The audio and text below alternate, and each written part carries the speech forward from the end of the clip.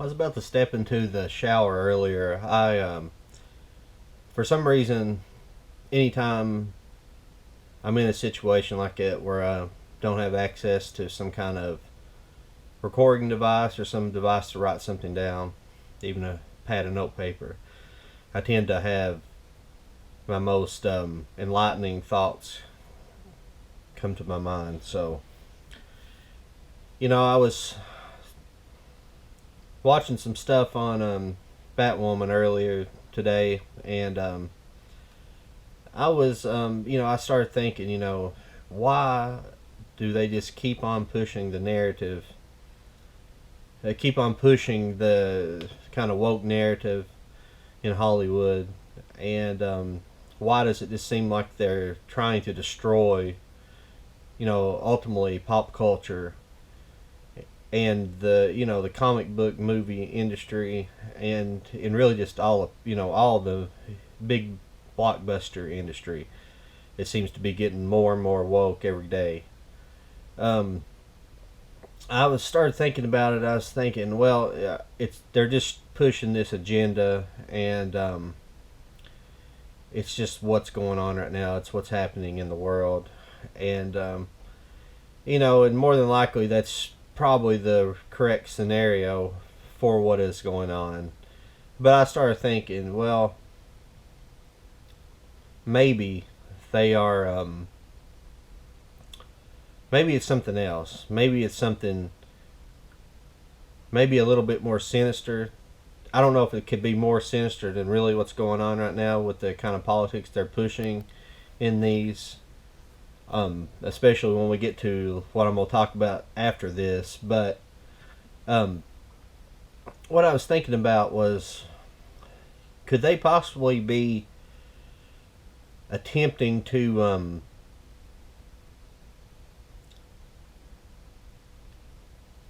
destroy the the blockbuster model? Have blockbusters got too expensive, and have they kind of wore out their welcome in Hollywood, at least for producers' sakes?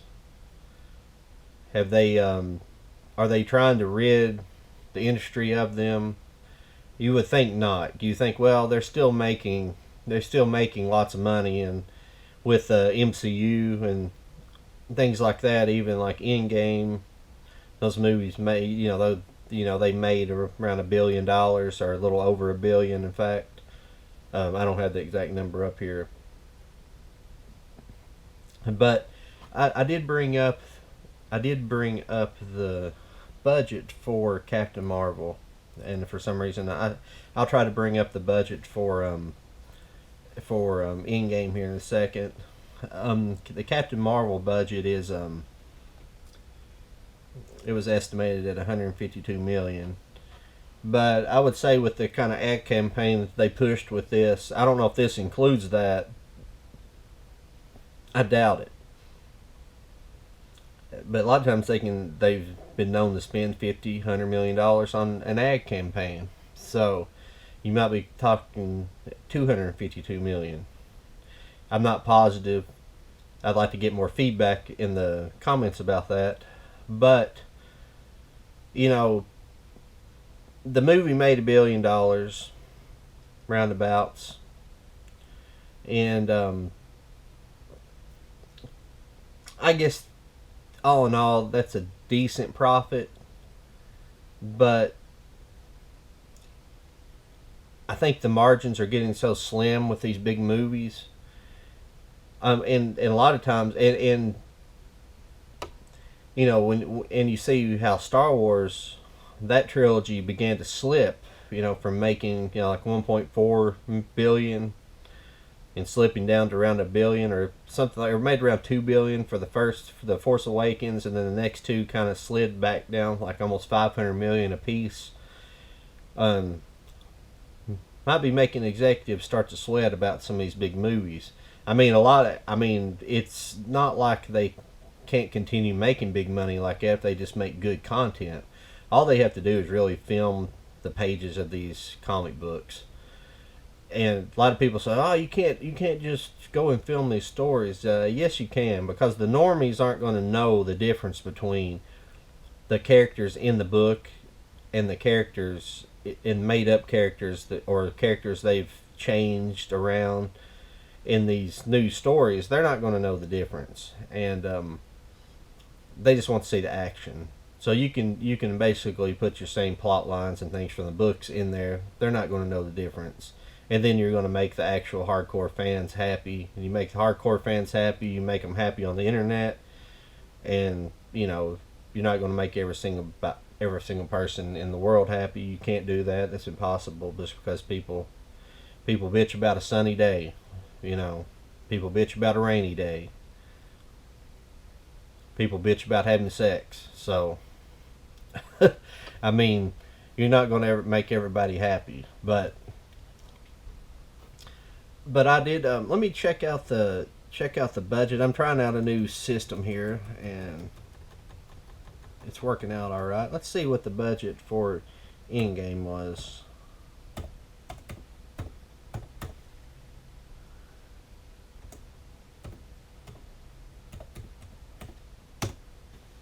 I don't have these web pages already pre-planned out here.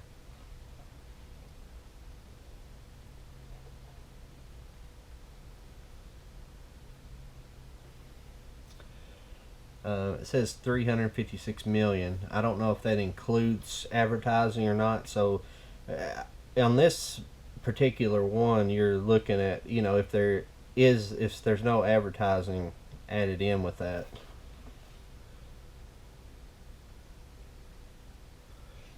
Yeah, if you don't have anything added in with that, then you're looking at probably it could be upwards of 4 to 450 million maybe with advertising, and there you're getting into half a billion. So then you got to start looking at profits. If you made a billion, I'll look up and see what it made altogether.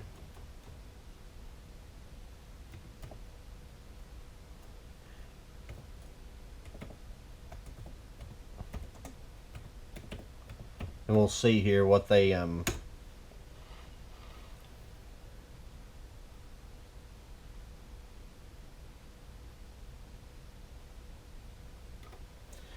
see. For some reason, I don't know. I'm having trouble with this. Um,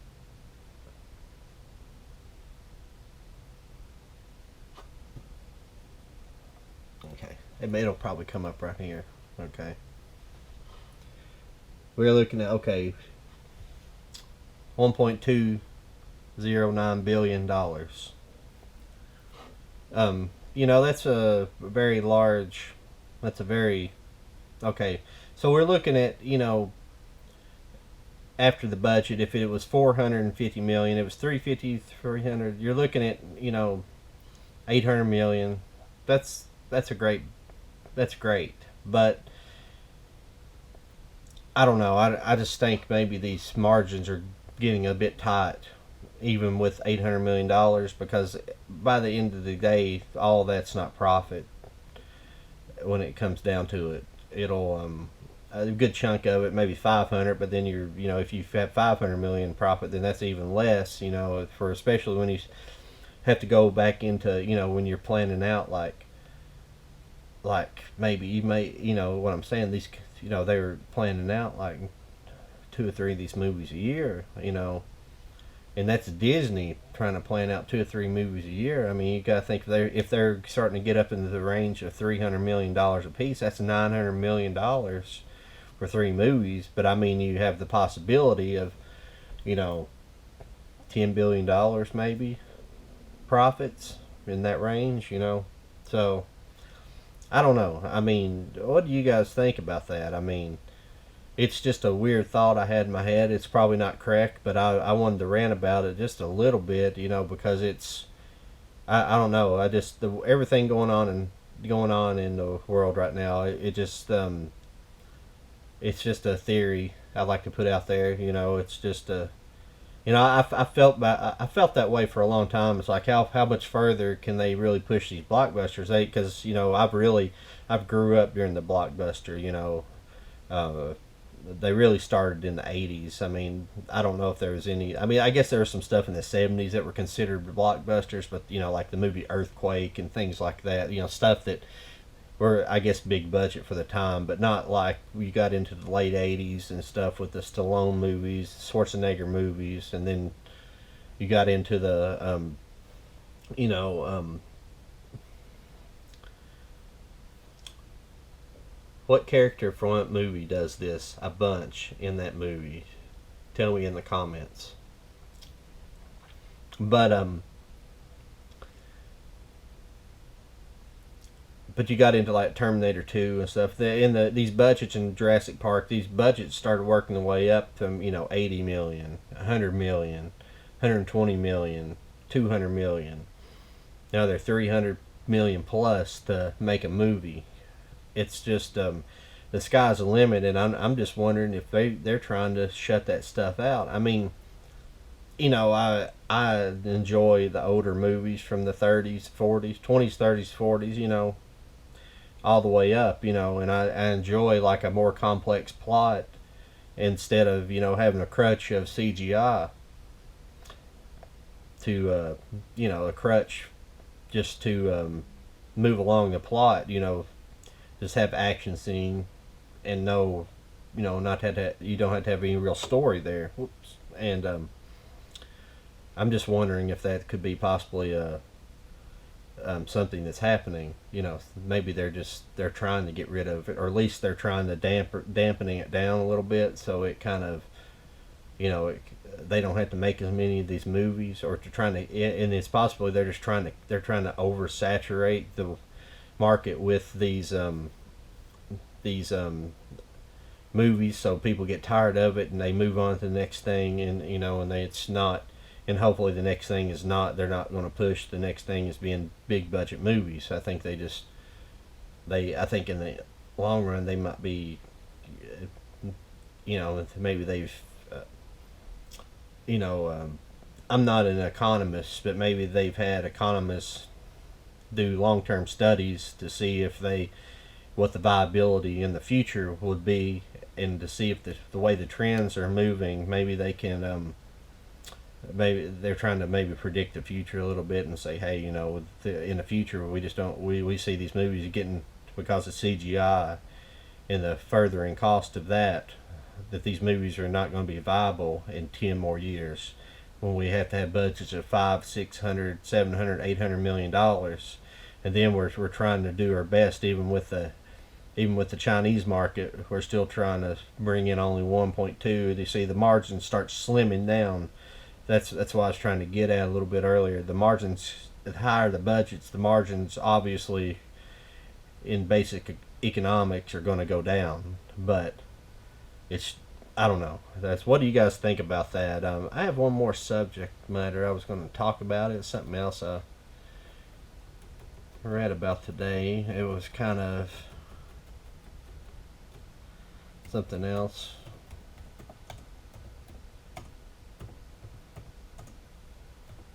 I'm going to see if it'll come up.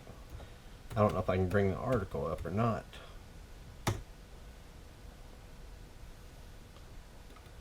See, I can, for some reason with this program, you're supposed to be able to interact right here. And I'm not able to interact. I don't know what's going on with it.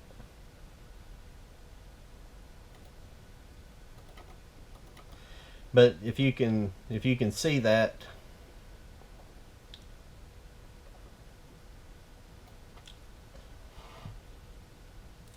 it's the co-founder of BLM here, the Black Lives Matter, Paris Khan Coulter. I believe she's the one who was going around saying that she's a practicing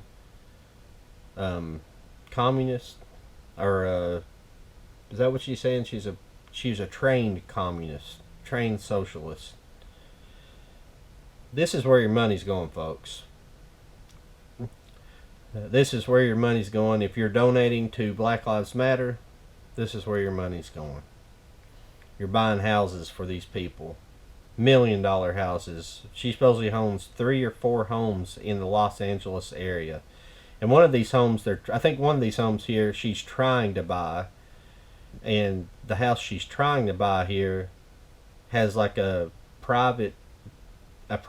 small private airstrip. It's like a grass airstrip. It's not like but it's for like small planes like Cessnas and things like that. So I guess Black Lives Matter is going to have their own, have their own planes and everything. That's what they're going running around destroying the country, benefiting from capitalism, but preaching against capitalism and the destruction of the Western world. But they're benefiting from the Western world and getting rich. So I don't know about you. I kind of figured this was probably going on anyways, but it's just I mean, more than likely, I mean, some of these kind of habits are, if she grew up poor, she may have, people don't know how to. A lot of times they don't have. I find this hard to believe. I don't really know her background much. I mean, I would think she probably went to a pretty good school. She's probably pretty intelligent if she was supposedly trained in Marxism or trained in communism. She probably had a pretty upscale bringing to go to a school that's going to indoctrinate her like that. But I don't know about this. She may, if she did have it rough as a kid, and my sympathies for her, but it still don't excuse this kind of, you're using, and a lot of this money they've got. I mean, this money supposedly they started getting this money like in 15. This is, and then what I was wondering about this rant, what I was going to rant about a little bit here was that I'm wondering if they ever looked at themselves, maybe after Trump got elected, maybe a little bit after, or maybe this past year, the founding members, they may have hypothetically had this is just hypothetical, this didn't happen. They may have had a little bit of a meeting and they looked at themselves and think, what are we doing? Is this right? Are we letting these people run around and burn down the country? Is that right?